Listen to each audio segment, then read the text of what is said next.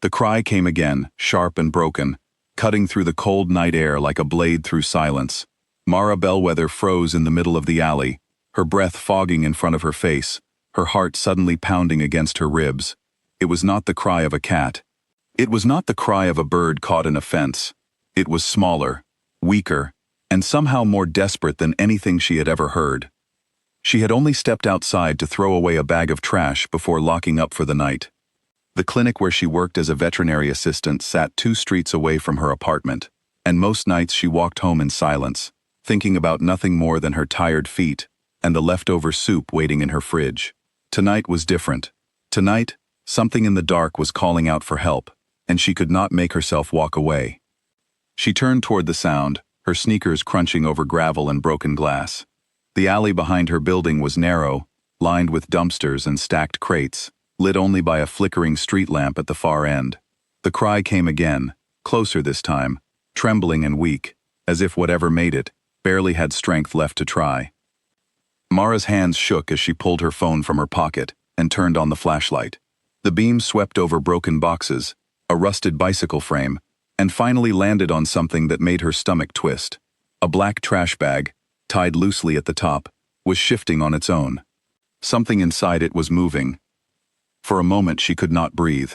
Her mind flashed through every terrible possibility, and none of them prepared her for what she found when she knelt down and carefully untied the knot. Inside the bag, curled into the smallest shape it could make, was a wolf pup. Its fur was matted with dirt, its ribs pressed sharply against its skin, and its eyes, when they opened weakly to look at her, were a pale, unnatural shade of gold that seemed to catch the light and hold it. "Oh my God," she whispered, her voice cracking. "Who would do this to you?" The pup let out another whimper, so faint it barely reached her ears, and its small body trembled against the cold concrete. Mara did not think.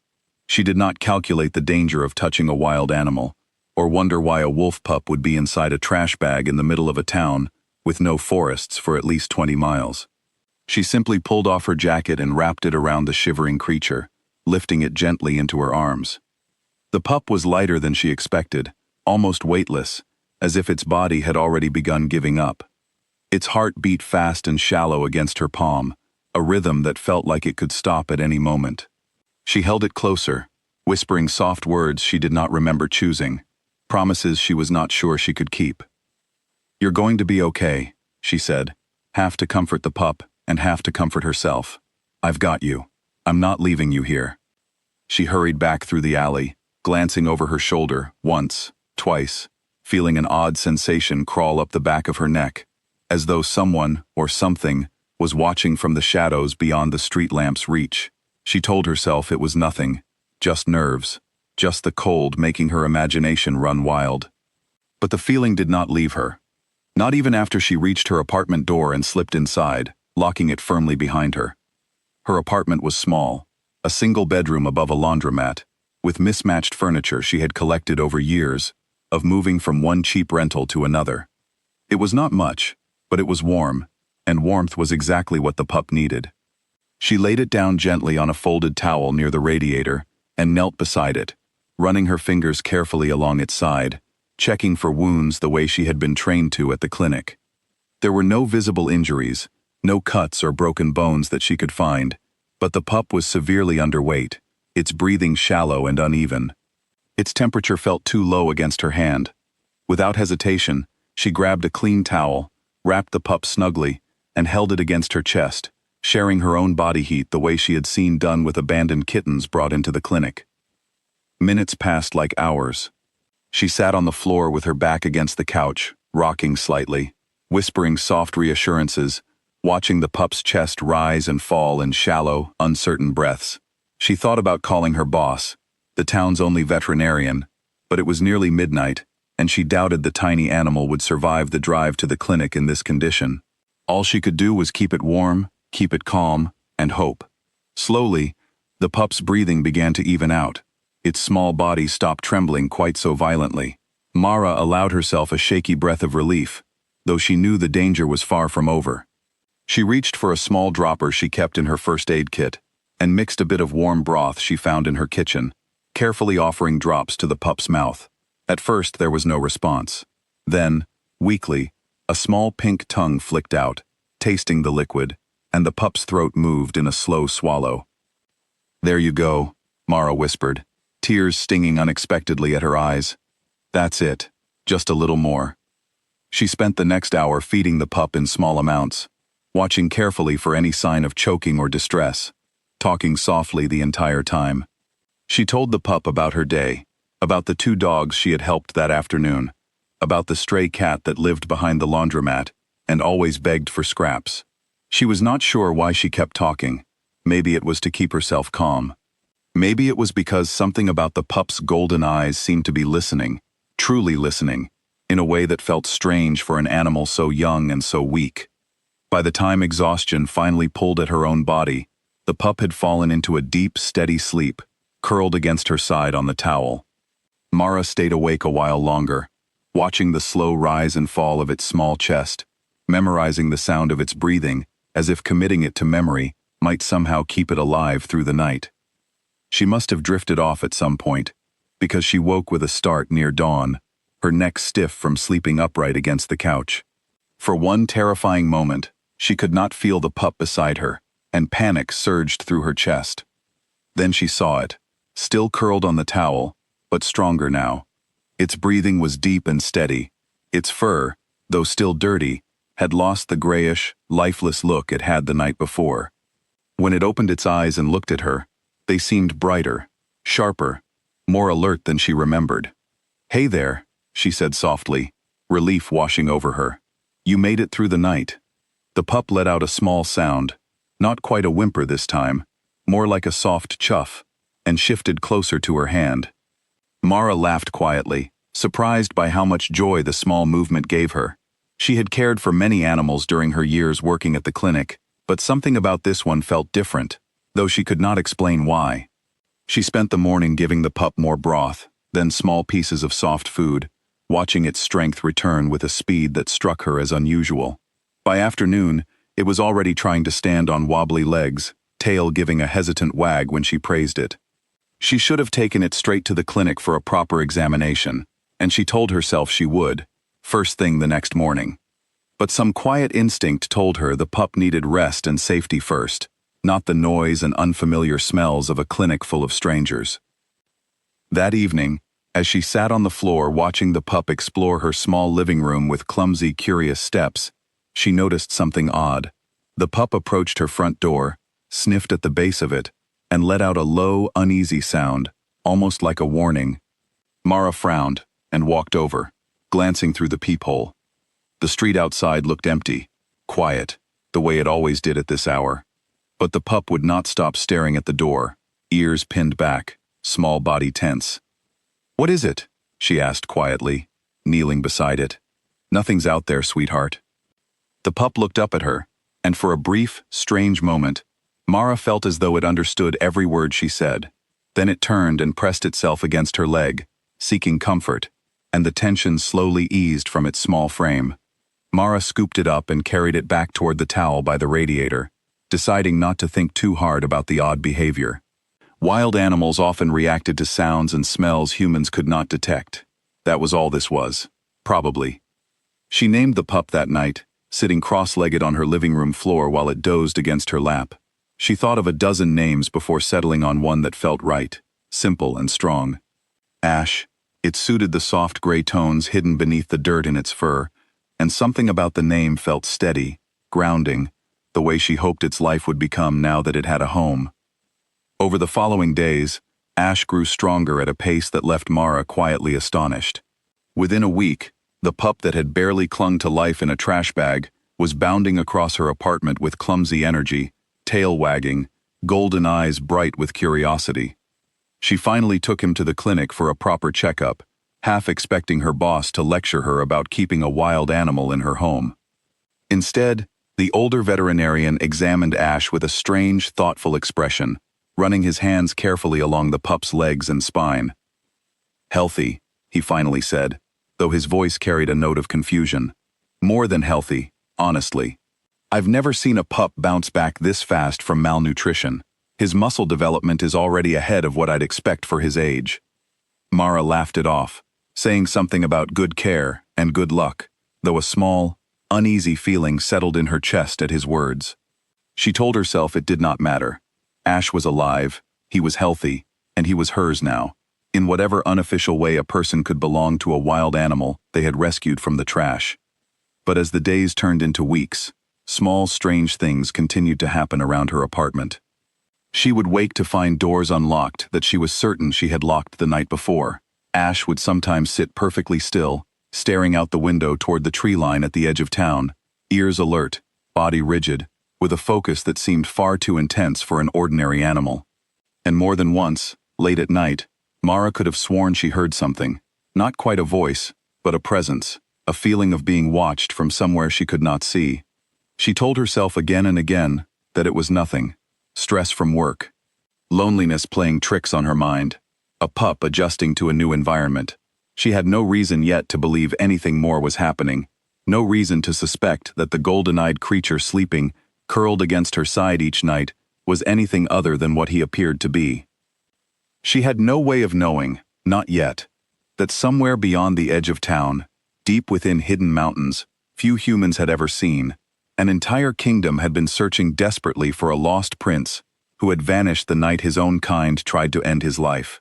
She had no way of knowing that the wolf she saved from a trash bag carried blood far older and far more powerful than anything in the small, quiet world she had built for herself. All she knew, as she drifted to sleep that night with Ash curled warmly against her side, was that saving him had felt right, in a way few things in her life ever had. She could not have imagined, not even in her wildest dreams, how far that single act of kindness was about to carry her. 3 weeks after the night in the alley, Mara noticed the first stranger standing across the street from the laundromat, watching her building with an intensity that made the hair rise on the back of her neck. He was tall, dressed in a dark coat despite the mild afternoon, and he did not move for nearly 20 minutes. When she stepped outside to check her mailbox, he simply turned and walked away, unhurried, as though he had all the time in the world. She told herself it was nothing. People stood on street corners all the time, waiting for buses or friends or simply passing time. But 2 days later, she saw him again, this time near the edge of the small park where she sometimes took Ash to run. He was not alone. Another man stood a short distance away, equally tall, equally still, both of them watching the tree line rather than the open field where children usually played. Ash noticed them before she did. His ears pinned back, his small body went rigid, and a low sound rumbled in his chest that she had never heard him make before. It was not quite a growl, but something deeper, more instinctive, a warning aimed at something only he could sense. "Hey, easy," Mara murmured, crouching down to rest a steadying hand on his back. "What's wrong, buddy?" Ash did not relax. He stared at the two strangers with an intensity that unsettled her, his golden eyes narrowed, his small frame trembling with tension rather than fear. When the strangers finally turned and walked into the trees, disappearing without a sound, Ash let out a long breath and pressed himself against her leg, as though relieved they were gone. That night, Mara found herself checking the locks on her windows twice before bed, an uneasy feeling settling deep in her chest. She was not usually a nervous person. She had lived in this town for years, worked long shifts at the clinic, walked home alone in the dark more times than she could count. But something about the strangers felt wrong in a way she could not put into words, a wrongness that seemed to radiate from them like cold air from an open freezer. Ash slept close to her that night, closer than usual, his small body curled protectively against her side. She woke twice to find him sitting upright, staring at the bedroom door, ears alert, before finally settling back down beside her. By morning, she had convinced herself she was simply overtired, letting her imagination run wild after weeks of odd little occurrences she could not explain. But the strangers did not disappear. Over the following days, Mara began noticing them everywhere, always at a distance, always watching without approaching. A woman with pale eyes stood outside the grocery store one afternoon, her gaze following Mara through the window as she checked out. A man in a long coat lingered near the clinic entrance one evening, disappearing the moment Mara's boss stepped outside to see who it was. None of them ever spoke to her. None of them ever came close enough to explain themselves. They simply watched, patient and silent, like predators waiting for the right moment to move. She finally worked up the courage to mention it to her boss, Dr. Halden Gray, a soft-spoken man who had run the town's only veterinary clinic for over 20 years. He listened carefully as she described the strangers, his expression growing more thoughtful with every detail. "And Ash reacts to them?" he asked finally, setting down the folder he had been reviewing. "Every time," Mara admitted. "It's like he knows them somehow. Or knows what they are, at least." Dr. Gray was quiet for a long moment, his fingers tapping lightly against his desk. "Mara, I want you to consider something, and I want you to keep an open mind while I say it." She frowned, unease creeping through her chest. "Okay, that pup you found," he said slowly, "grew stronger and healed faster than any wolf I have ever treated in my career. His bone density, his muscle development, even his eyes, none of it matches what I would expect from an ordinary wolf pup his age. I did not want to alarm you before I was certain, but I do not think Ash is an ordinary animal." Mara's stomach tightened. "What are you saying?" "I do not know exactly," Dr. Gray admitted, "but there are old stories, mostly dismissed as folklore these days, about wolves that are not entirely wolves. Creatures that can take human form, that live hidden among us, in places far from prying eyes. I never believed them myself, not fully, but I have seen enough strange things in this line of work to know that some old stories carry more truth than we like to admit." Mara wanted to laugh, wanted to dismiss the idea as nonsense, but the memory of Ash's unnervingly intelligent eyes, the strange strangers who seemed to appear wherever she went, the doors that unlocked themselves in the night, all of it settled uncomfortably into place, forming a picture she was not ready to accept. "That's not possible," she said quietly, though her voice lacked conviction. Dr. Gray did not push the matter further, simply advised her to be careful, to keep Ash close, and to contact him immediately if anything else strange occurred. Mara left the clinic that afternoon with her mind spinning, glancing over her shoulder more times than she cared to admit on the short walk home. That evening, she sat on her living room floor with Ash curled in her lap, studying him with new eyes. He looked up at her, tail giving a slow, gentle wag, and for a moment, he seemed like nothing more than an ordinary, affectionate pup. But then his gaze sharpened, focused somewhere past her shoulder, toward the window, and the low warning sound returned to his throat. Mara turned just in time to see a shadow move outside, quick and low, gone before she could make out any real shape. Her heart pounded as she rushed to the window, scanning the empty street below. Nothing, no sign of anyone, but the feeling of being watched pressed heavily against her chest, refusing to fade. She barely slept that night, lying awake with Ash pressed against her side, listening to every creak of the old building, every gust of wind against the windows. Around 3 in the morning, a sound outside finally made her sit upright, heart hammering. It was faint, almost like a low growl carried on the wind, followed by something that sounded disturbingly like distant voices, low and urgent, speaking words she could not make out. Ash was instantly alert, standing on the bed, body rigid, staring toward the window with an intensity that bordered on desperation. Mara reached for her phone, ready to call for help, when the sounds outside abruptly stopped. Silence stretched through the apartment, heavy and unnatural, before finally, slowly, Ash relaxed, settling back down beside her, with a long, weary breath. "What is happening?" Mara whispered into the darkness, running a trembling hand along Ash's back. "What are you, buddy? What aren't you telling me?" Ash simply looked up at her, golden eyes calm now, and rested his head against her leg, as though offering the only comfort he could give. Mara stayed awake long after that, staring at the ceiling, turning over every strange occurrence of the past few weeks, searching for an explanation that made sense within the world she thought she understood. She did not find one, not that night. But deep down, a quiet certainty was beginning to form, one she was not yet ready to face. Whatever Ash truly was, whatever secret he carried inside his small, growing body, it was far bigger than anything she had ever encountered before, and whatever was searching for him through the shadows of her quiet town was getting closer with every passing day. The following morning, exhaustion weighing heavily on her, Mara made a decision. She would not run from whatever was happening. She would not abandon the small creature, who had trusted her enough to fall asleep in her arms on the worst night of his short life. Whatever came next, whatever truth waited to be uncovered, she would face it with Ash by her side, just as she had promised him that very first night in the alley. She had no idea how soon that promise would be tested, or how completely her ordinary life was about to change. The scream that tore through the night was unlike anything Mara had ever heard, raw and human, rising from the small patch of woods behind her apartment building. She bolted upright in bed, heart slamming against her ribs, reaching instinctively for Ash before her hand found only empty blankets where he should have been sleeping. Panic surged through her. She had let him out into the small fenced yard behind the building only an hour earlier, as she did most nights now that he was strong enough to explore on his own for short stretches. He always came back within minutes, scratching at the back door with an impatient whine. Tonight, he had not returned, and now a scream was echoing through the darkness from the very direction he had gone. She threw on her coat and boots without thinking, grabbing a flashlight before rushing down the back stairs and out into the cold night air. The yard was empty, the gate at the far end hanging open, swinging gently in the wind. Beyond it, the small strip of woods stretched dark and silent, broken only by the distant sound of her own ragged breathing.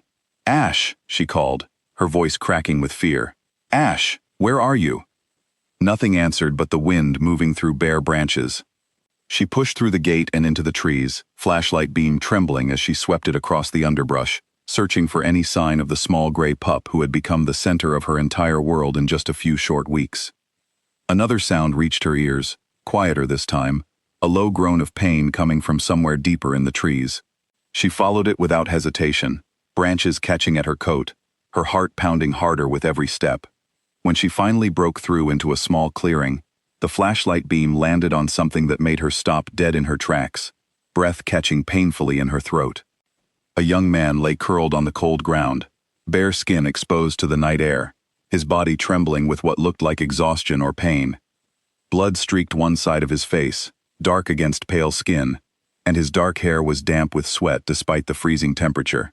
For one terrifying moment, Mara thought she had stumbled upon a stranger in serious danger, someone who needed immediate medical attention. Then he lifted his head, and she found herself staring into a pair of familiar golden eyes. "Ash?" she whispered, the flashlight nearly slipping from her trembling hand. The young man's expression shifted into something like relief mixed with exhaustion, his lips curving into the faintest, weary smile.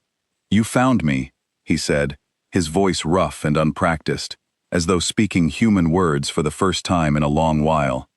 "I did not think I would be able to hold this form long enough to reach you." Mara's mind reeled, struggling to reconcile the small, playful pup she had raised with the man now kneeling before her, bloodied and bare in the freezing woods. Every strange occurrence of the past weeks crashed through her thoughts at once, the unnaturally fast healing, the eerie intelligence in his eyes, the strangers watching from the shadows, Dr. Gray's careful warning about old stories that carried more truth than most people wanted to admit.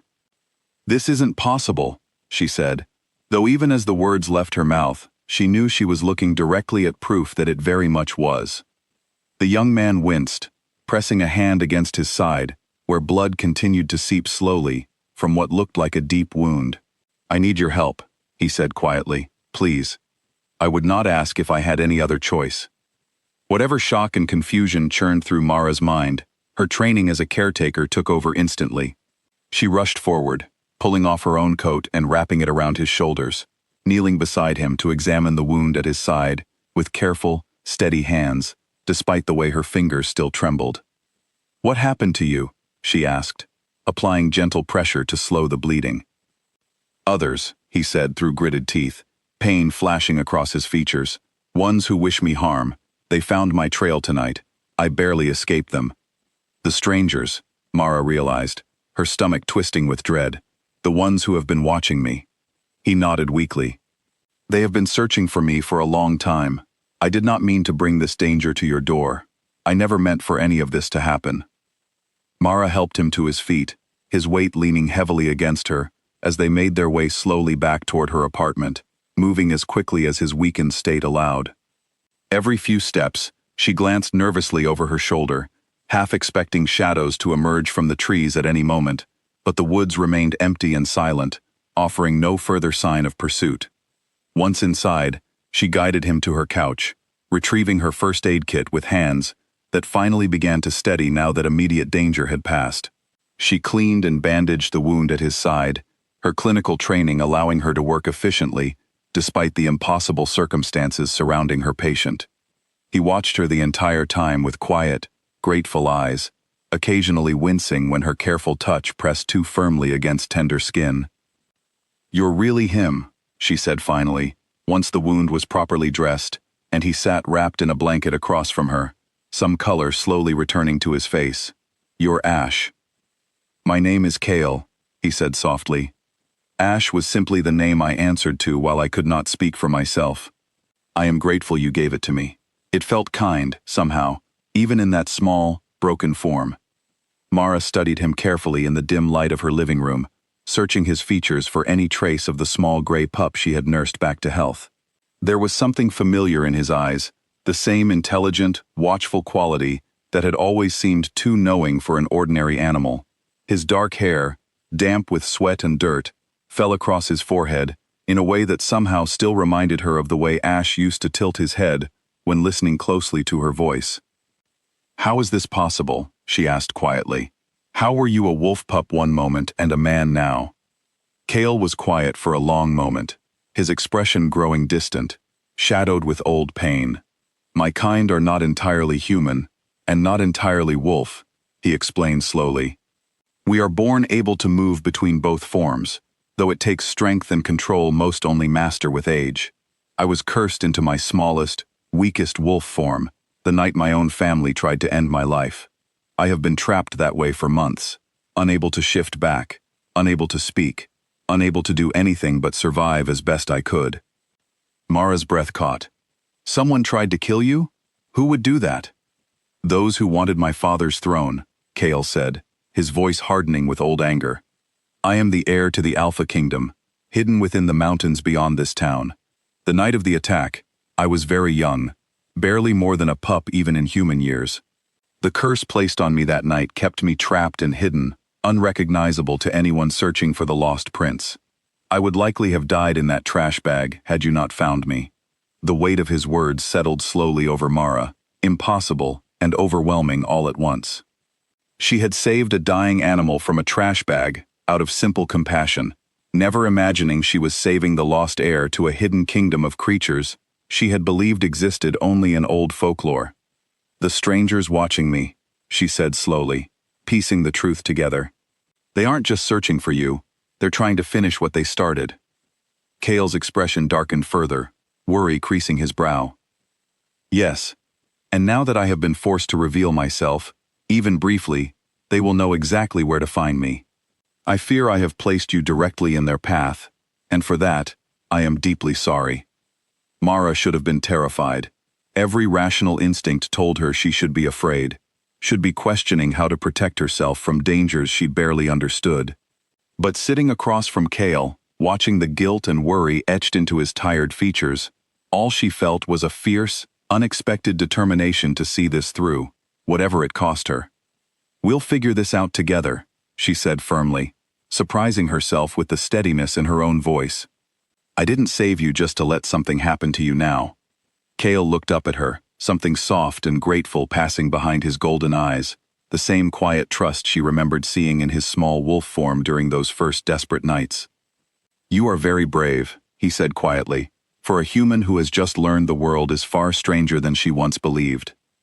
Mara managed a small, shaky laugh. "I think I'm more stubborn than brave, honestly." Outside, the wind picked up, rattling softly against the windows, carrying with it a distant howl that echoed faintly through the night. Kale tensed immediately, his gaze snapping toward the sound, every muscle in his body coiling with sudden alertness. "They are closer than I hoped," he murmured. "We do not have much time before they find this place." Mara felt a fresh wave of fear rise in her chest, but beneath it, that same stubborn resolve refused to waver. Whatever kingdom, whatever danger, whatever impossible world Kale belonged to, she had already decided, somewhere deep inside herself, that she was not going to abandon him now. "Then we should be ready," she said, standing and moving toward the window to check the locks, her hands steadier than she expected them to be. Because I am not letting anyone hurt you after everything we have already survived together. Kale watched her with quiet astonishment, as though her simple, fierce loyalty was more surprising to him than every impossible truth he had just revealed about his hidden world. Outside, the distant howl faded into silence, but the tension in the room remained, heavy and unspoken, a quiet promise that their small, fragile peace was about to be tested far sooner than either of them wanted to admit. Dawn had barely broken when the first knock came at Mara's door, soft but firm, 3 measured taps that somehow carried more weight than any ordinary greeting. Kale went rigid on the couch, his eyes flicking toward the sound with an expression Mara could not immediately read, something caught between fear and disbelief. "Stay behind me," he said quietly, rising despite the bandage still wrapped tightly around his side. Mara's pulse spiked, memories of shadowy strangers watching her from street corners flooding back all at once. She grabbed the heaviest object within reach, an old cast-iron pan from her kitchen counter, and moved to stand beside him rather than behind, refusing to let fear push her into hiding. "Who is it?" she asked, voice low. Kale inhaled slowly, closing his eyes for a brief moment, as though listening to something far beyond ordinary human hearing. When he opened them again, the tension in his shoulders shifted into something more complicated, relief tangled tightly with old grief. "It is not the ones who hunted me last night," he said quietly.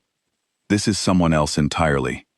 Before Mara could ask what he meant, the door handle rattled gently, though it remained locked, and a deep voice spoke from the other side, calm and steady despite the early hour. "Kale?"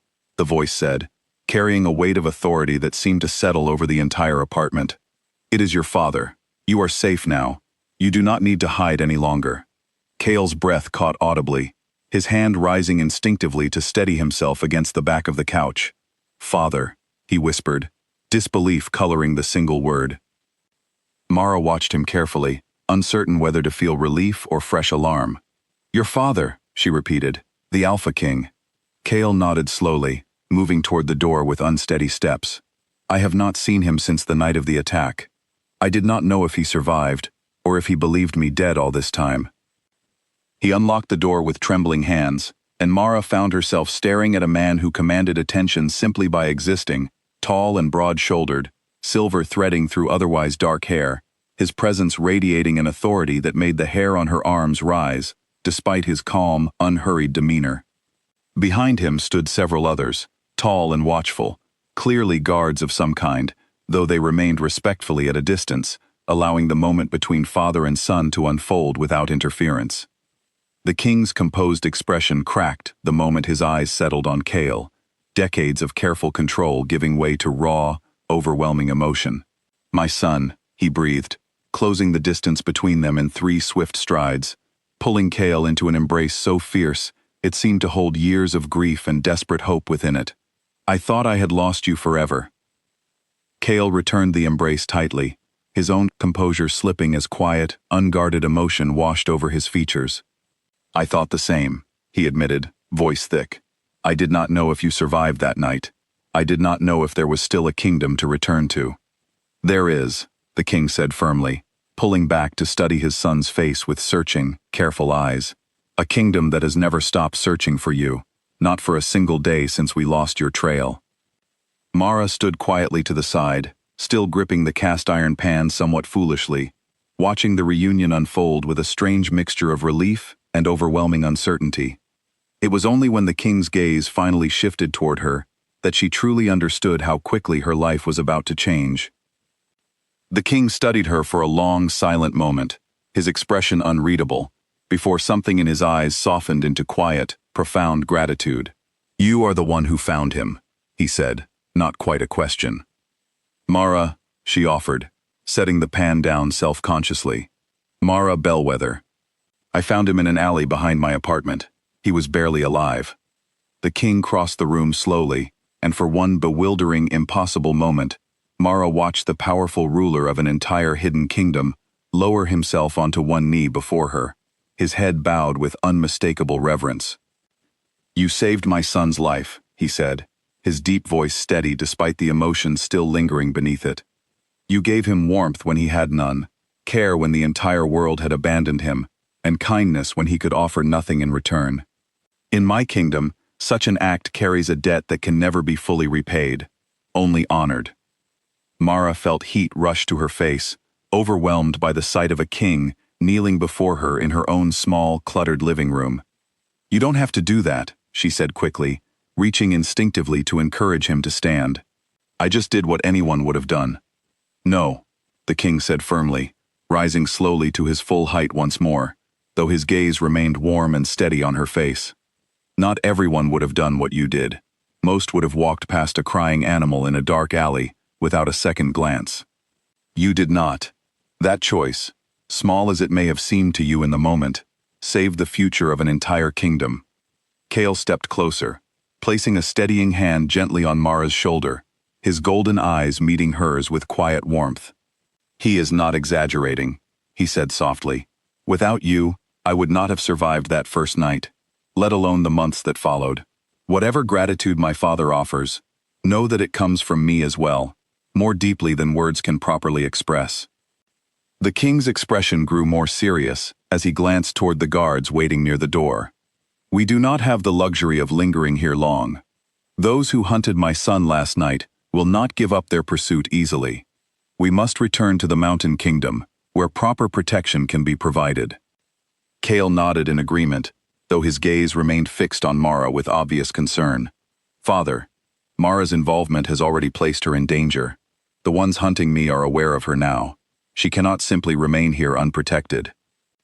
The king considered this carefully, his sharp eyes studying Mara once more. "Then she will come with us," he said simply, as though the matter required no further debate, "under the protection of the Alpha Kingdom, where our enemies cannot easily reach her." Mara's mind reeled at the suggestion, a dozen questions and doubts crowding her thoughts at once. "I can't just leave my whole life behind," she said, though even as she spoke the words, she recognized how thin her objection sounded, given everything she had just witnessed. "My job, my apartment, everything I have is here." "I understand this is overwhelming," the king said gently, his authoritative demeanor softening slightly. "I am not asking you to abandon your life permanently, only to allow us to ensure your safety while this danger remains active. You saved my son. I will not allow harm to come to you because of that choice, not while I have the power to prevent it." Kale squeezed her shoulder gently, his expression pleading despite his effort to remain composed. "Please, Mara, I could not bear it if something happened to you because of me, not after everything you have already given."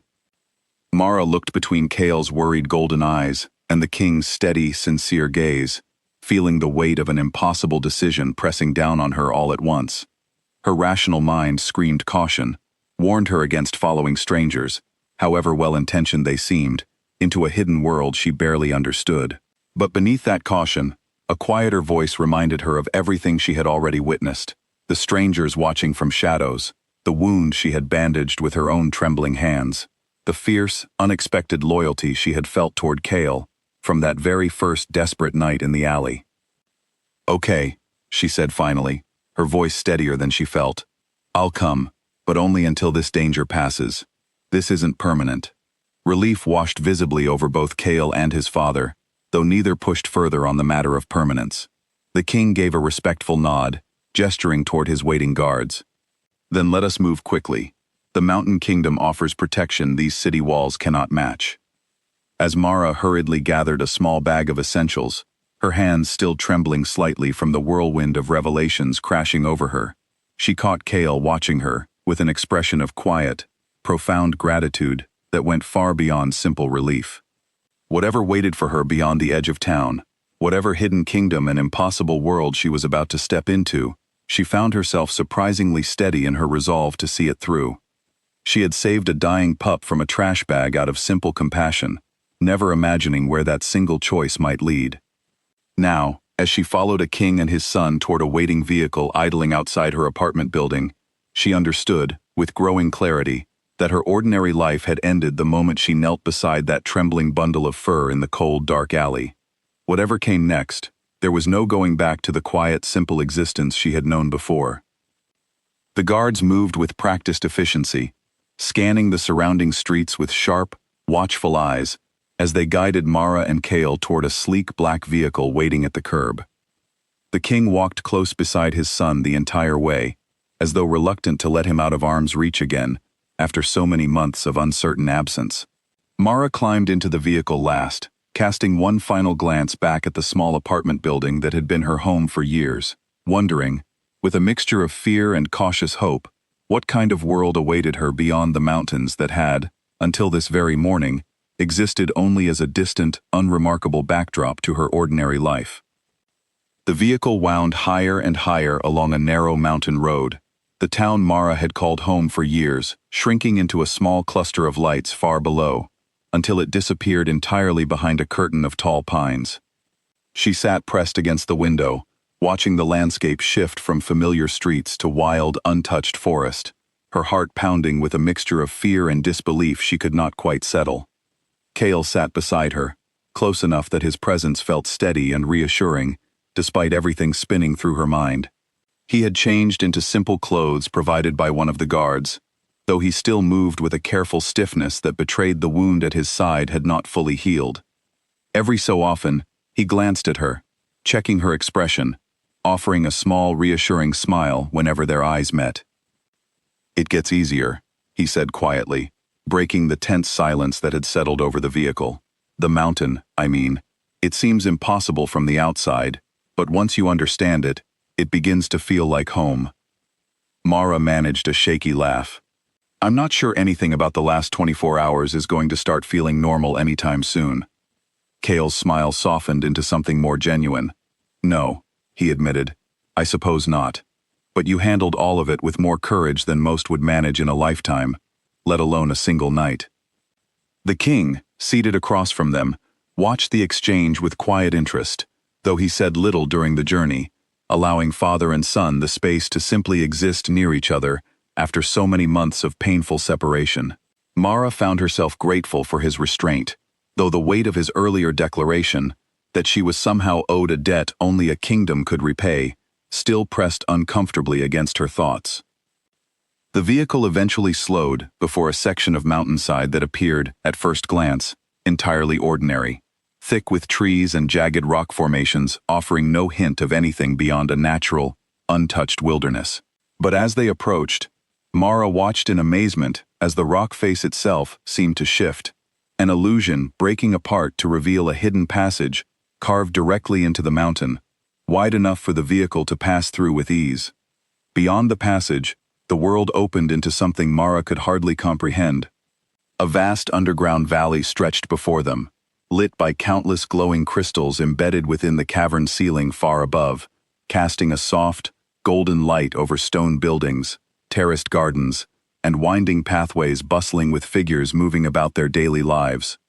The scale of it, hidden entirely beneath a mountain most humans would never suspect, held anything beyond solid rock, left her speechless.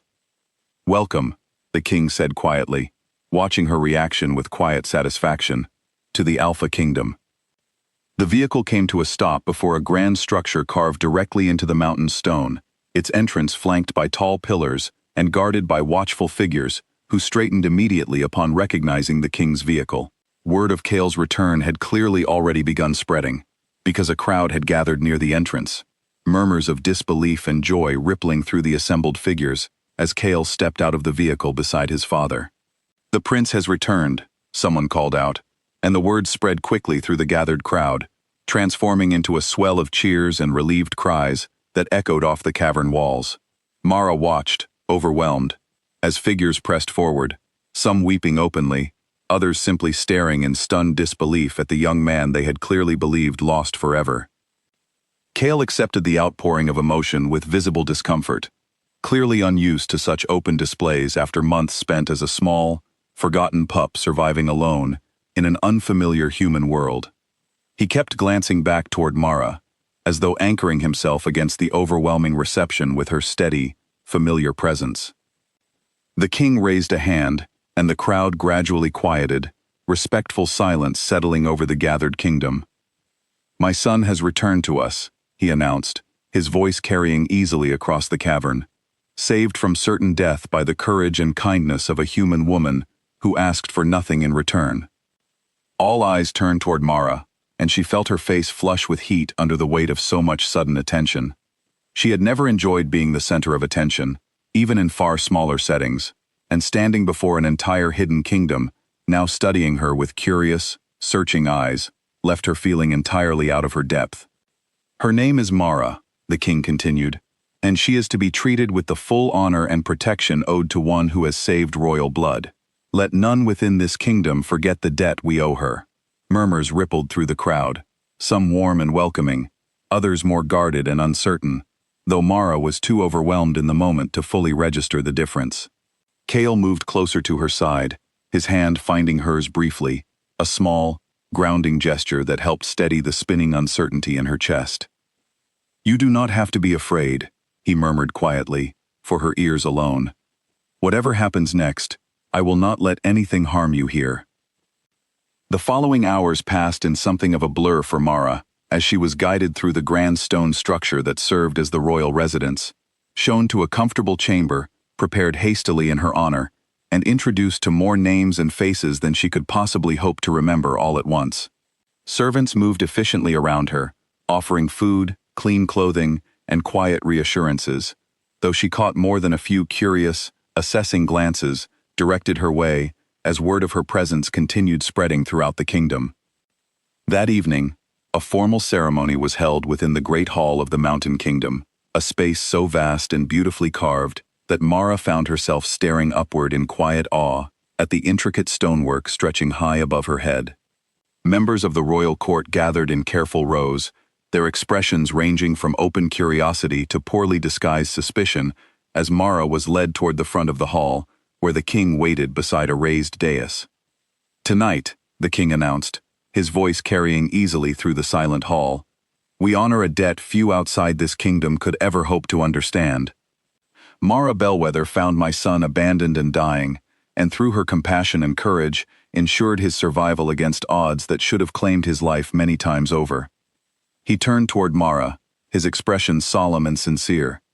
"By the ancient laws of our kingdom, a life debt of this magnitude grants the one who saved it a place of honor and protection within these walls, for as long as they choose to remain. Mara Bellwether, I offer you sanctuary, protection, and a place among us, freely given, with no obligation attached, beyond your own wishes." Mara stood frozen beneath the weight of so many watching eyes, uncertain how to respond to an offer so far beyond anything she had ever imagined receiving. Kale stood nearby, his expression carefully neutral in front of the court, though his eyes carried a quiet, hopeful warmth that betrayed how much her answer meant to him personally. "Thank you," she finally managed, her voice steadier than she expected. "I don't fully understand everything about this world yet, but I am grateful for the protection, and for the chance to see Kale safely home." A murmur of approval moved through much of the gathered court, though Mara noticed several figures near the back exchanging quiet, unreadable glances that left an uneasy feeling settling in her stomach. The king, either unaware or unconcerned by the subtle tension, continued the ceremony with practiced grace, formally welcoming Mara as a guest of honor within the kingdom. Later that evening, once the formal ceremony concluded and the great hall slowly emptied, Kale found her standing alone on a stone balcony, overlooking the glowing valley below, the soft light of countless embedded crystals casting gentle shadows across her thoughtful expression. "You handled that better than most humans would have," he said softly, coming to stand beside her. Mara managed a tired smile. "I think I'm still waiting to wake up from all of this, honestly." Kale studied her profile for a long moment, something warm and unguarded softening his features. "I meant what I said earlier," he said quietly. "I will not let anything harm you here, Mara. Whatever debt my father speaks of, whatever protection this kingdom offers, know that my gratitude toward you runs far deeper than any formal ceremony could properly capture." Mara turned to look at him, struck once again by how strange and wonderful it felt to see the same golden eyes she remembered from that small, trembling pup, now looking back at her from an entirely different form. "I didn't save you because I expected anything in return," she said softly. "I just couldn't leave you there to die." "I know," Kale said, his voice carrying quiet, profound sincerity. "That is precisely why what you did means so much."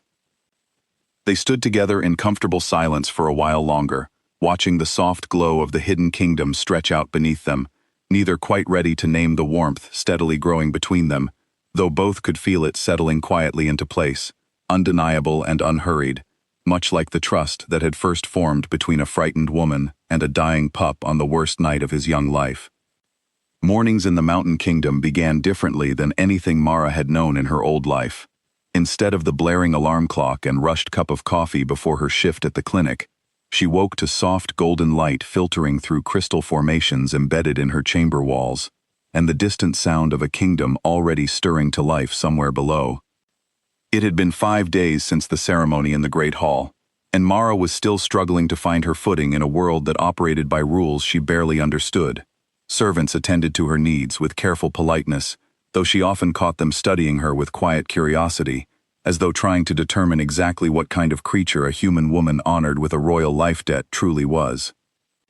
She missed her old apartment more than she expected to, missed the familiar creak of her floorboards and the sound of the laundromat humming below her window. She missed Dr. Gray's gentle patience at the clinic, and the simple, predictable rhythm of a life she had never realized she valued until it was so suddenly, completely upended. Kale visited her chamber each morning, always with the same warm, familiar smile, always checking in on how she was adjusting before duties within the kingdom pulled him away for the remainder of the day. His recovery had progressed well, the wound at his side nearly healed entirely, though Mara noticed he still carried himself with a certain caution whenever discussing the ones who had attacked him that first terrifying night. "You seem tired," he observed one morning, settling into the chair across from her small breakfast table with easy familiarity. Mara sighed, pushing aside a plate of food she had barely touched. "I think I'm still trying to process all of this," she admitted. "Everything here is beautiful, and everyone has been kind, mostly, but it doesn't feel like anywhere I belong yet." Kale's expression softened with understanding. "That is fair. This world asked nothing of you before pulling you into it entirely. It will take time to feel steady here, if it ever fully does. Some people don't seem thrilled I'm here at all," Mara admitted quietly, thinking of the guarded glances she had caught from several court members during her brief interactions around the kingdom. "I can tell." Kale's jaw tightened slightly. "Some within the court struggle with change," he said carefully. "Humans have rarely, if ever, been welcomed so openly within these walls. It is not personal toward you specifically, though I understand it likely feels that way." Mara appreciated his honesty, even if it did little to ease the discomfort settling in her chest. Later that same afternoon, as she wandered the terraced gardens near the royal residence, trying to familiarize herself with the sprawling kingdom she now called home, she encountered exactly the kind of tension Kale had gently warned her about. A woman approached from a side path, elegant and composed, her sharp eyes assessing Mara with open scrutiny the moment their gazes met. "You must be the human everyone has been discussing," she said, her tone carefully polite, despite an underlying edge Mara could not quite ignore. "Mara," she offered, extending a hand that the woman studied for a moment before accepting with cool formality. "Lady Ellen," the woman replied, "cousin to the king, and longtime advisor to this court." Her gaze swept over Mara with obvious assessment. "Forgive my directness, but I find myself curious how a human, however well-intentioned, is meant to navigate a world built entirely around instincts and traditions she cannot possibly understand." Mara felt heat rise to her cheeks, though she forced herself to hold Ellen's gaze steadily. "I don't claim to understand everything about your world yet," she said carefully, "but I'm willing to learn, if given the chance." Ellen's expression remained politely unreadable. "Willingness is admirable," she said, "but this kingdom has survived centuries of careful tradition and hard-won stability. Prince Kale's safety and the stability of this entire kingdom depends on choices far more complicated than simple willingness." Before Mara could respond, Ellen offered a shallow, formal bow and continued along the garden path, leaving Mara standing alone, with an uneasy feeling settling deep in her stomach. She was still turning the exchange over in her mind when Kale found her later that evening, immediately noticing the troubled expression she could not quite hide. "Lady Ellen spoke with you," he guessed, his tone carrying a note of quiet frustration. "How did you know?" Mara asked. "Because that particular expression tends to follow conversations with her. Kale said dryly. She means well, in her own way, though her methods leave much to be desired. She has served as an advisor to my father for many years, and she carries strong opinions about tradition and the proper order of things within this kingdom. She thinks I don't belong here, Mara said quietly. Kale's expression grew serious. She is cautious about change, particularly change she does not fully understand. That does not make her right, Mara, only wary. Give the court time. Most within these walls already recognize the depth of what you did for me, and for this kingdom. Despite his reassurances, the encounter with Ellen lingered uncomfortably in Mara's thoughts over the following days, compounding the isolation she already felt navigating an unfamiliar world. She found herself spending increasing amounts of time exploring the kingdom's vast library, a quiet refuge tucked deep within the mountain, where she could lose herself among ancient texts and scrolls, some translated into modern language, offering glimpses into the rich history and culture surrounding her. It was within that same library, nearly a week into her stay, that she found herself unexpectedly approached by an elderly wolf shifter named Ossian, the kingdom's official historian, who had apparently taken quiet notice of her frequent visits. You read a great deal, for someone new to our world, he observed, settling into the seat across from her, with the ease of long familiarity with the space. I like understanding things, Mara admitted. It helps me feel less lost. Ossian studied her thoughtfully, his weathered features creasing into a small, approving smile. A wise approach, he said. Many outsiders who find themselves suddenly within our world make the mistake of assuming their own understanding is sufficient, without pausing to learn the deeper history behind our customs. You do not make that mistake. Over the following hour, Ossian shared stories from the kingdom's long history, tales of ancient alphas and forgotten wars, of traditions built carefully over centuries to maintain peace between the various packs scattered throughout the hidden territories beyond the mountain. Mara listened intently, grateful for the patient, thorough explanations that helped the overwhelming new world around her begin settling into something more comprehensible. Many within this court remain wary of you, Ossian said eventually, his tone gentle rather than accusing, not because they doubt your kindness, but because our history holds painful lessons about vulnerability, exploited by those who wished us harm. Trust, within these walls, is earned slowly, through demonstrated actions over time. I understand that, Mara said softly. I just wish there was a faster way to prove I'm not a threat. Ossian's expression grew thoughtful. Perhaps there is no need to rush, he offered. Prince Kale trusts you completely, and the king himself has publicly honored your actions. Allow the rest of the court the same patience you have shown in learning our history. Trust, much like healing, cannot be forced to move faster than its natural pace. His words offered Mara a small measure of comfort as the days continued passing, each one bringing small, incremental improvements in her comfort within the kingdom, even as certain members of the court remained guarded in her presence. Kale made a consistent effort to include her in kingdom life whenever his duties allowed, walking with her through the terraced gardens, introducing her to kitchen staff who quickly grew fond of her genuine interest in their work, and patiently answering the endless stream of questions she carried about the world she now found herself navigating. Slowly, carefully, Mara began finding small moments of genuine belonging within the strange, beautiful kingdom hidden beneath the mountain. She began recognizing familiar faces among the servants and guards, learning the names of the various pathways winding through the underground valley, and discovering a quiet, growing fondness for the peaceful rhythm of a life so different from anything she had known before. But even as comfort slowly grew, an undercurrent of unease remained ever present beneath the surface of her days.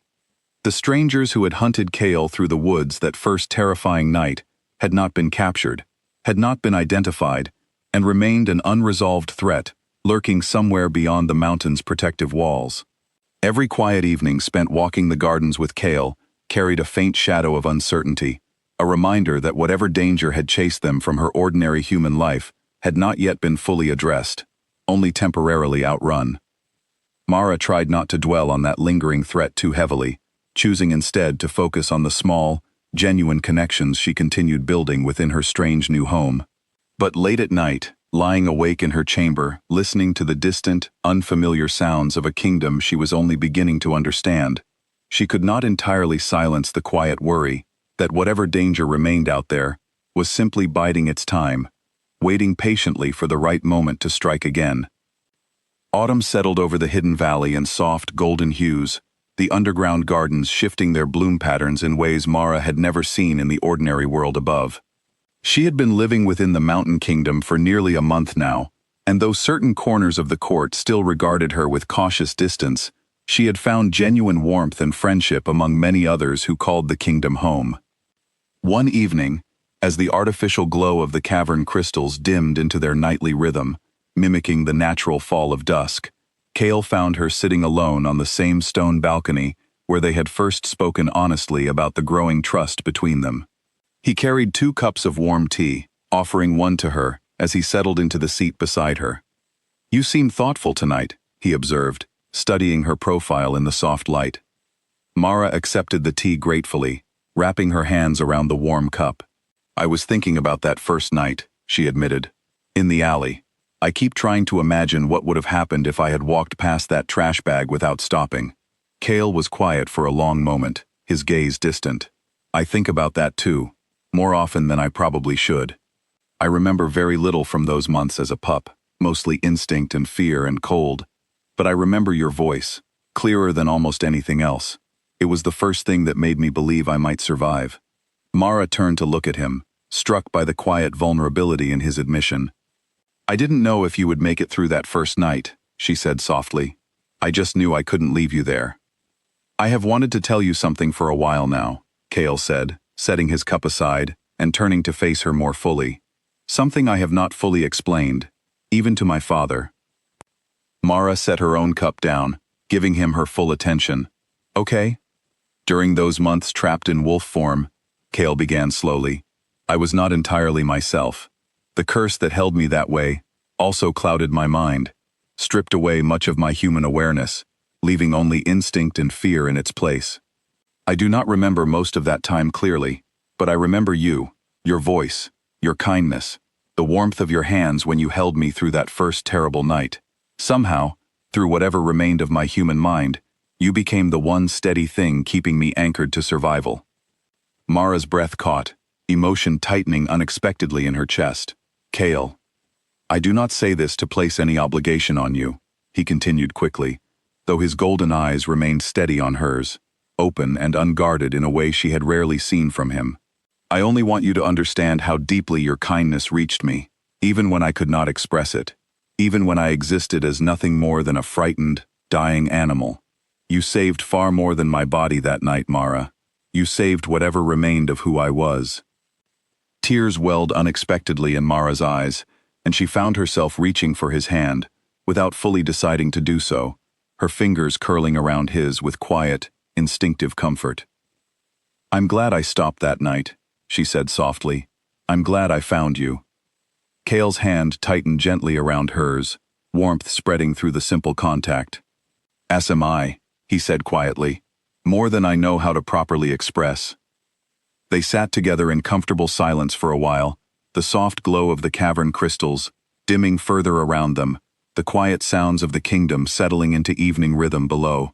Mara found herself acutely aware of Kale's presence beside her, the warmth of his hand still wrapped around hers, the steady, comfortable closeness that had grown between them so naturally over the past weeks that she had barely noticed its depth until this very moment. "Can I ask you something?" she said eventually, breaking the comfortable silence. "Of course." "Do you regret this?" she asked carefully.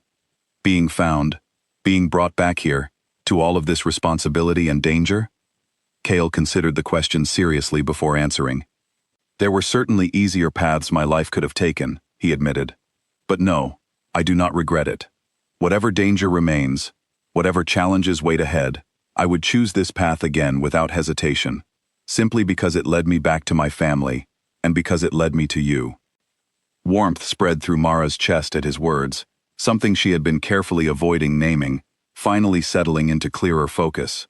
She had told herself, over the past weeks, that the connection growing between them was simply the natural result of shared trauma and gratitude, nothing more complicated than the bond between someone rescued and their rescuer.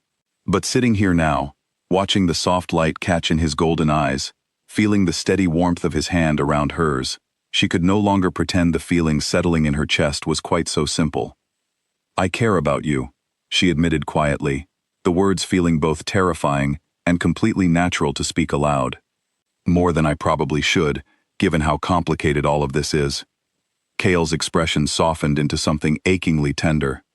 "I care about you as well," he said, his voice carrying quiet, unmistakable sincerity. "More deeply than I know how to properly explain. I have tried, more than once, to convince myself that what I feel toward you is simply gratitude, simply the natural bond between someone saved and their savior. But it has grown into something far beyond that, Mara, and I no longer wish to pretend otherwise." The space between them seemed to shrink, though neither moved closer, both seemingly aware of the significant weight settling over the moment. "This is complicated," Mara said softly, though she made no move to pull her hand away.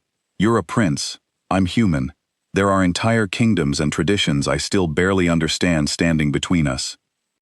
"I know," Cale acknowledged, "and I will not pretend those complications do not exist, or that they will not require careful navigation.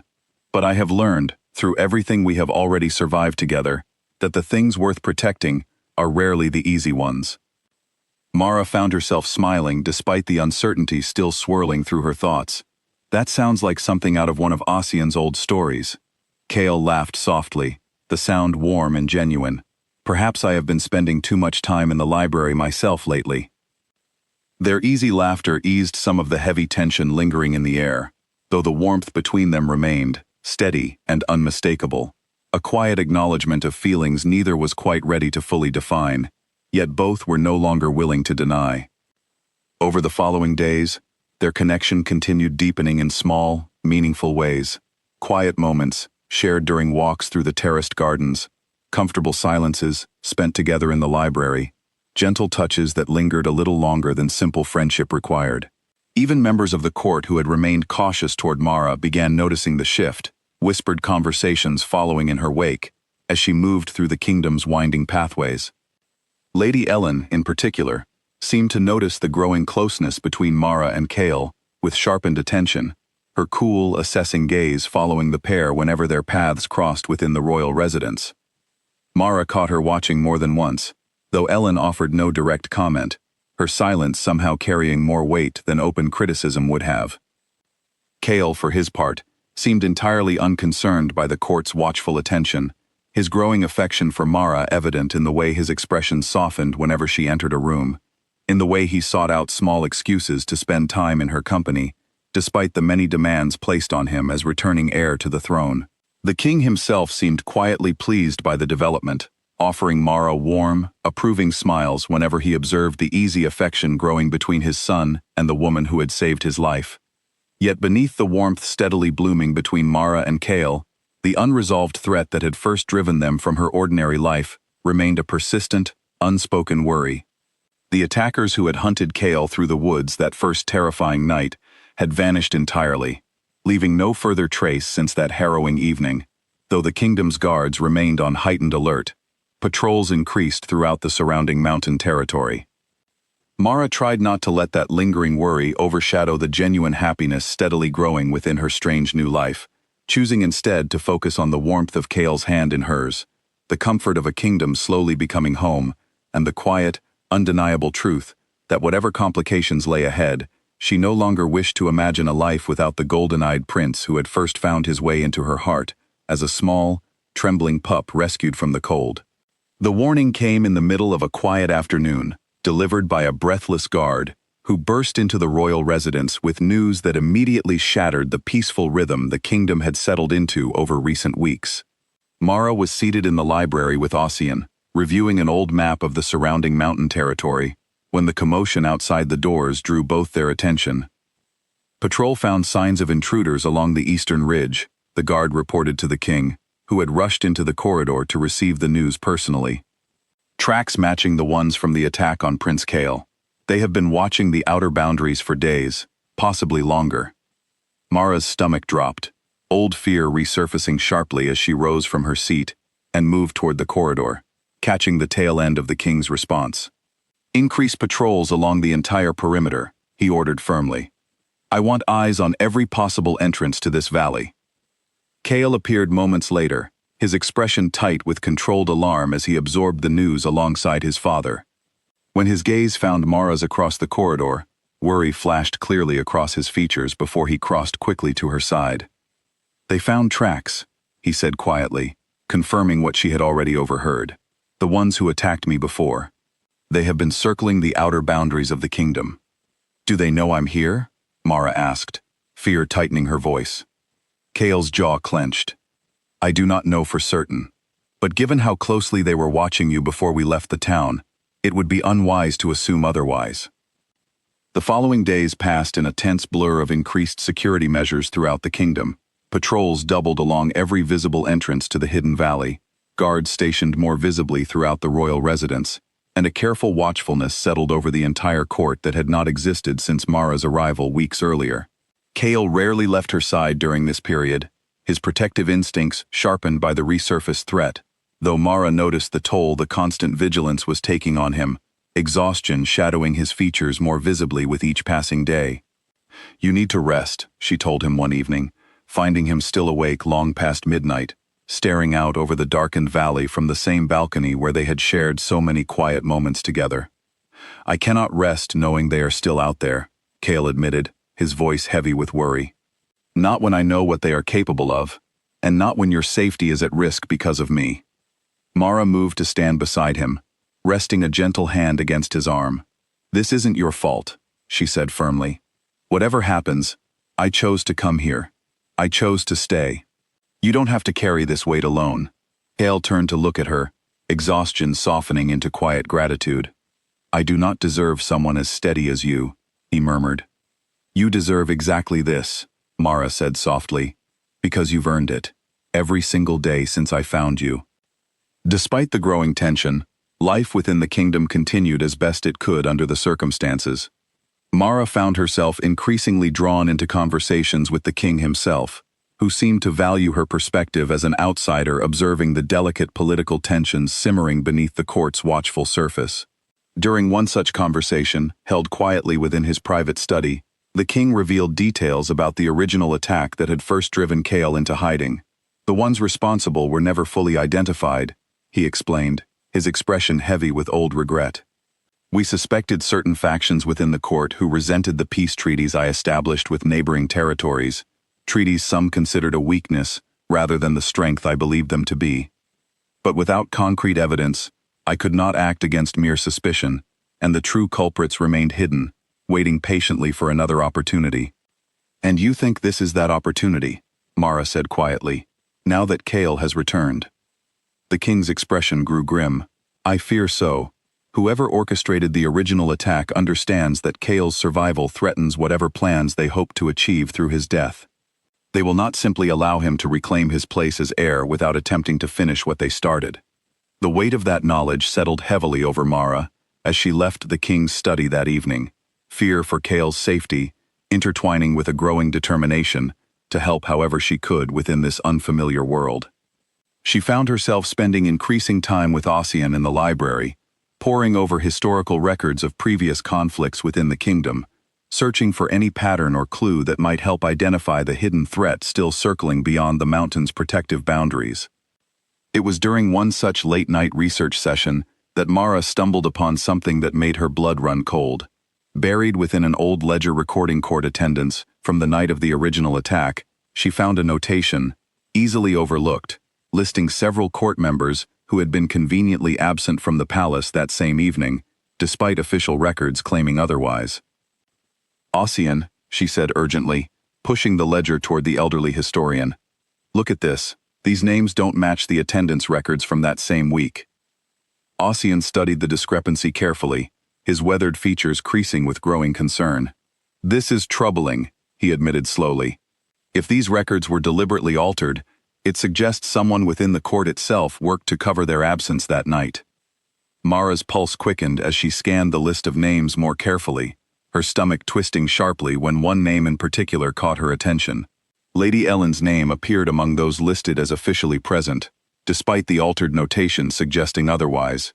We need to show this to the king, she said, urgency sharpening her voice. Ossian hesitated, his expression cautious. We must proceed carefully.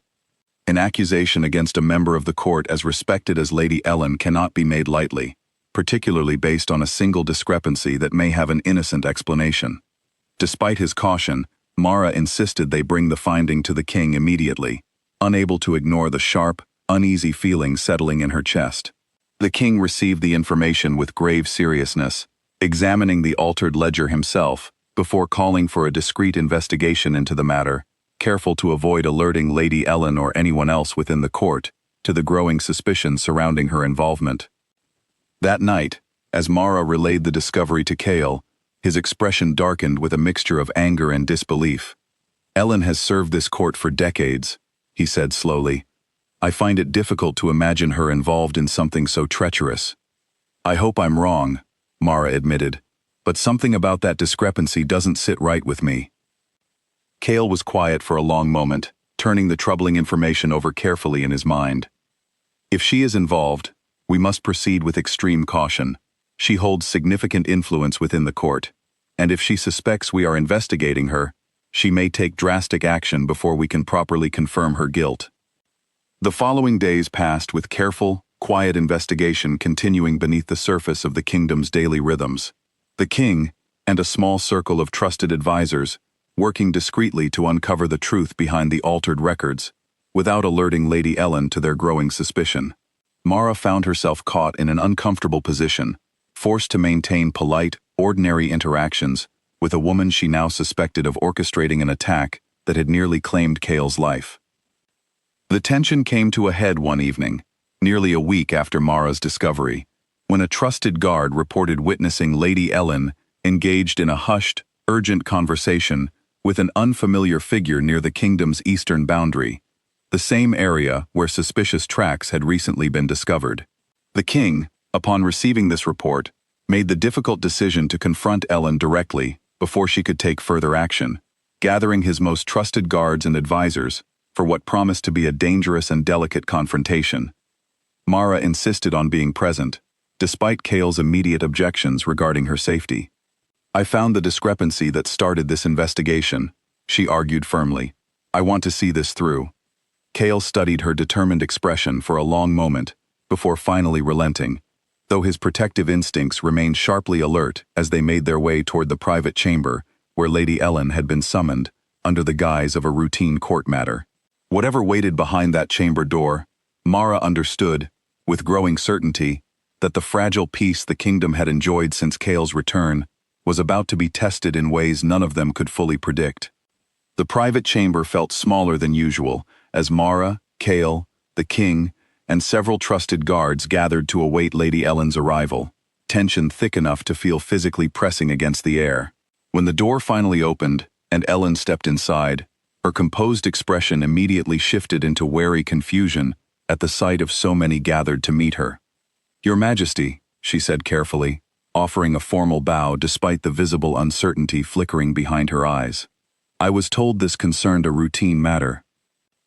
It concerns a matter of great importance, the king said, his voice measured but firm. One I hoped you might help clarify. He gestured toward the altered ledger resting on the table between them, watching Ellen's reaction carefully as she approached and studied the discrepancy Mara had discovered. Her expression remained carefully controlled, though Mara noticed the subtle tightening around her eyes, the faint tension in her shoulders that betrayed growing alarm beneath her composed exterior. I do not understand what this proves, Ellen said finally, her voice steady despite the tension visibly building around her. Records can contain errors. Perhaps, the king acknowledged, but we have also received reports of you meeting privately with an unfamiliar figure near the eastern boundary, in the very area our patrols recently discovered tracks matching those from the attack on my son. Ellen's composure finally cracked, a flash of genuine fear passing across her features, before she quickly schooled her expression back into careful neutrality. Your Majesty, I would never conspire against the crown I have served faithfully for decades.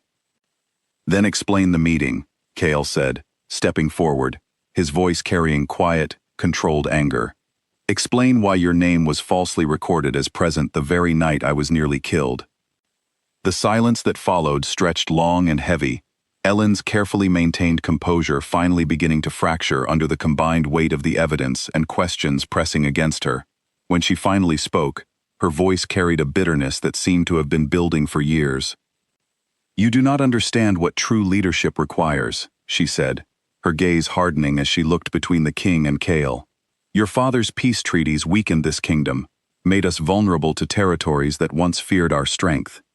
I did what I believed necessary to protect our future, even if the methods required were difficult."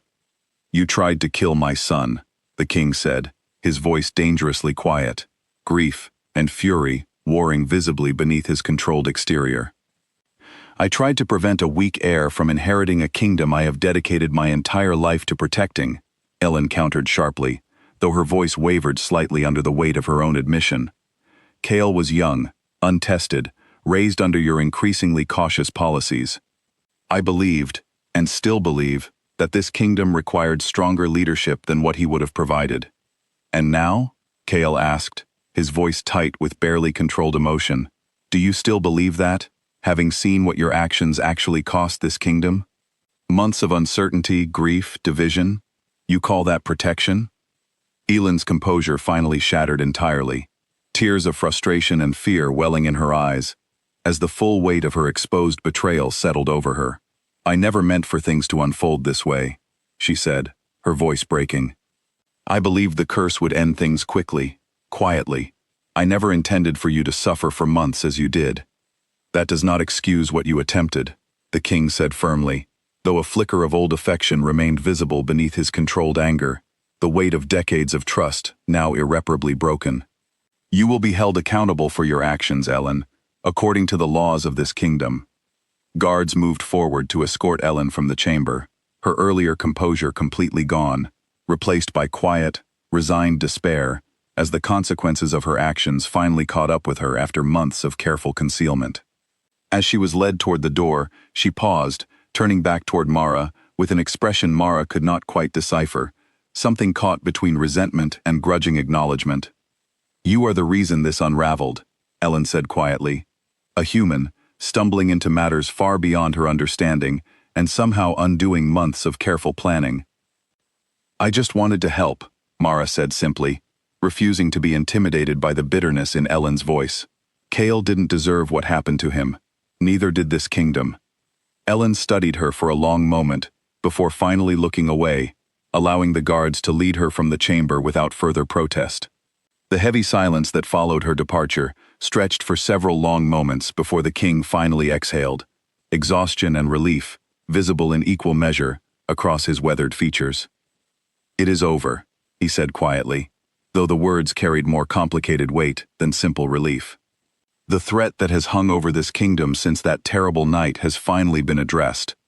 Kale moved immediately to Mara's side, relief and gratitude evident in every line of his expression as he studied her carefully, as though reassuring himself she remained safe and unharmed after the tense confrontation. "You did this," he said softly. "Your careful attention, your willingness to dig deeper into something most would have overlooked entirely. You uncovered the truth that had eluded this entire court for months." "I had help," Mara said, though warmth spread through her chest at his obvious pride. "Ossian deserves just as much credit." "Then he shall receive it," the king said warmly, some of the heavy tension finally easing from his shoulders. "But make no mistake, Mara, your instincts and persistence proved invaluable to uncovering a betrayal that had remained hidden for months. This kingdom owes you a debt that continues to grow with each passing day." Word of Lady Ellen's betrayal and subsequent removal from the court spread quickly throughout the kingdom over the following days, met with a complicated mixture of shock, relief, and quiet grief among those who had known and respected her for decades despite her ultimate betrayal. The kingdom settled slowly into a period of careful healing, the lingering shadow of uncertainty that had hung over Kale's return finally beginning to lift entirely. For Mara, the resolution brought a sense of relief so profound it left her feeling almost weightless, the constant undercurrent of fear that had shadowed her weeks within the kingdom finally beginning to ease. She found herself walking through the terraced gardens that evening with Kale, the golden glow of the cavern crystals settling into their familiar evening rhythm, casting soft light over pathways that finally felt entirely safe to walk without watching every shadow for potential threat. I am not certain I ever properly thanked you, Kale said quietly, as they paused beside a small, quiet fountain tucked within the garden's winding paths. Not just for saving my life that first night, but for everything since. For your courage in coming here, for your persistence in uncovering the truth behind Ellen's betrayal, for simply choosing to stay, despite every reason you might have had to leave. Mara smiled softly, warmth spreading through her chest, as she looked up at him in the soft golden light. I think I've been trying to thank you too, she admitted, for trusting me with all of this, even when it would have been easier to keep me at a distance. Kale reached out, gently brushing a strand of hair from her face, his golden eyes warm and steady in the fading light. I could never have kept you at a distance, he said softly. Not after everything we have shared. You became far too important to me long before I fully understood what that meant. The space between them seemed to shrink once more, the warmth that had been steadily growing between them for weeks, finally settling into something neither wished to deny any longer. Whatever complications remained ahead, whatever careful balance would need to be found between two entirely different worlds, both understood, standing together beside the quiet fountain in the golden evening light, that they were ready to face it together. Winter arrived softly over the hidden valley, the artificial rhythm of the cavern crystals shifting to mirror the season, with a gentle, silvery light that transformed the terraced gardens into something out of an old, beautiful story. Nearly 3 months had passed since the night Mara found a dying pup wrapped inside a torn trash bag, and the quiet, ordinary woman who had once lived above a laundromat now walked the halls of a hidden mountain kingdom with steady, confident grace. The kingdom had healed considerably since Lady Ellen's betrayal was exposed and addressed, the court settling into a renewed sense of stability under the king's careful guidance and Kale's steadily growing involvement in matters of leadership. Mara had watched with quiet pride as Kale grew more confident in his role as heir, his natural compassion and careful thoughtfulness earning him genuine respect among a court that had once regarded his return with cautious uncertainty. Her own place within the kingdom had shifted as well, transforming from an uncertain guest into something the court now regarded with genuine warmth and respect. She had built lasting friendships among the kitchen staff, spent countless hours continuing her studies with Ossian in the quiet comfort of the library, and earned the trust of even the most cautious court members through months of patient, genuine effort to understand and honor the traditions surrounding her. It was on a quiet evening, much like the one where they had first acknowledged the depth of their feelings beside the garden fountain, that Kale requested Mara join him in the great hall for what he described only as an important gathering.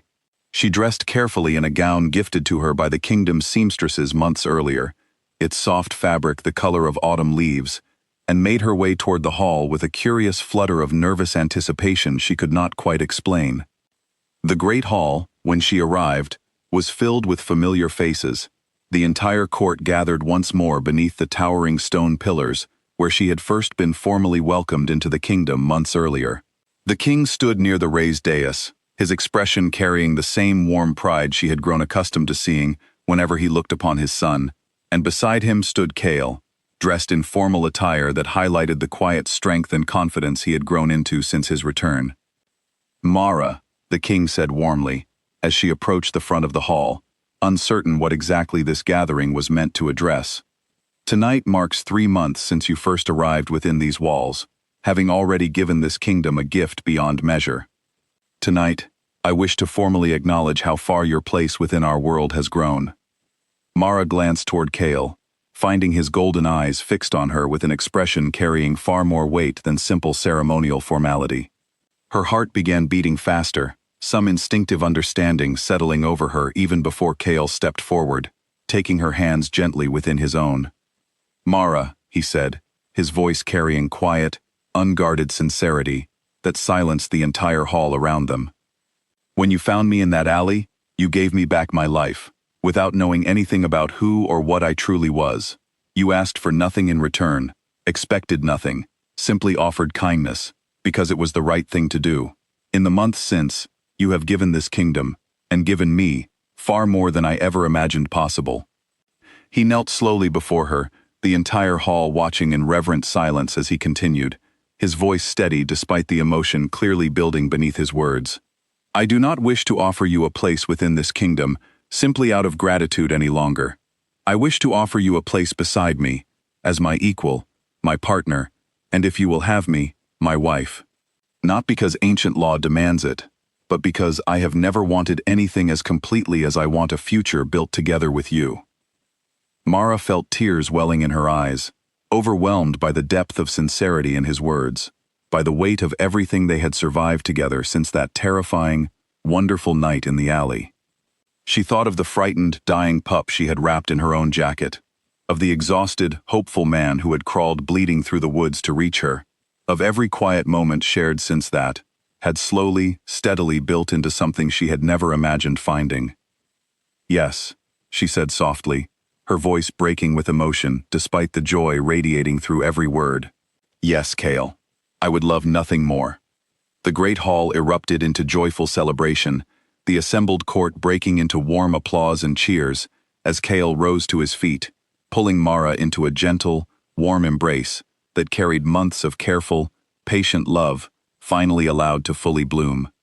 The king watched with visible emotion, decades of grief and hope finally settling into pure, unguarded joy as he witnessed his son find happiness alongside the woman who had saved his life.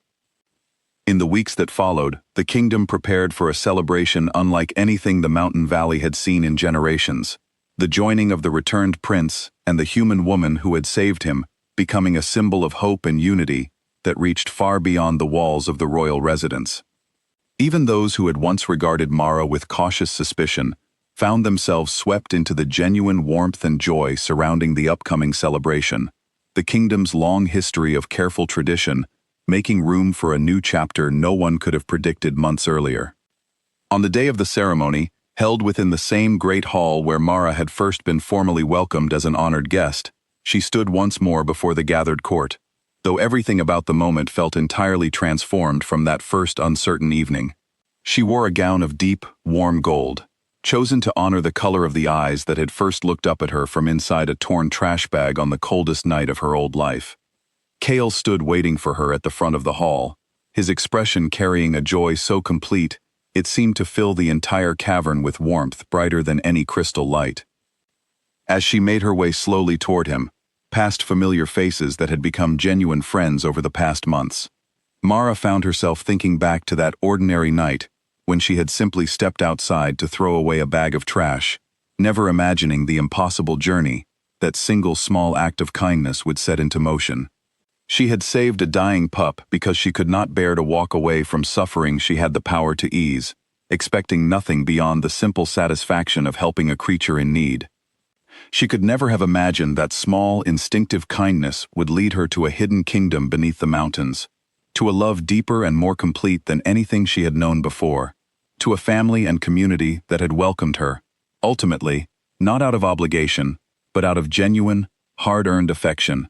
When she finally reached Kale's side, taking his hands within her own, as the king prepared to formally join them before the entire kingdom, she felt nothing but complete, steady certainty that every unexpected step of her impossible journey had led her exactly where she was always meant to be.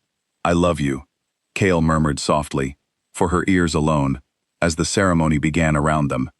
"Not because you saved me, though I will always be grateful for that. I love you because of who you are, steady and kind and brave enough to follow an impossible path simply because it was the right thing to do." "I love you too," Mara whispered back, her heart full beyond anything she had ever known. "I would find you again, in any form, in any world. I would choose you every single time."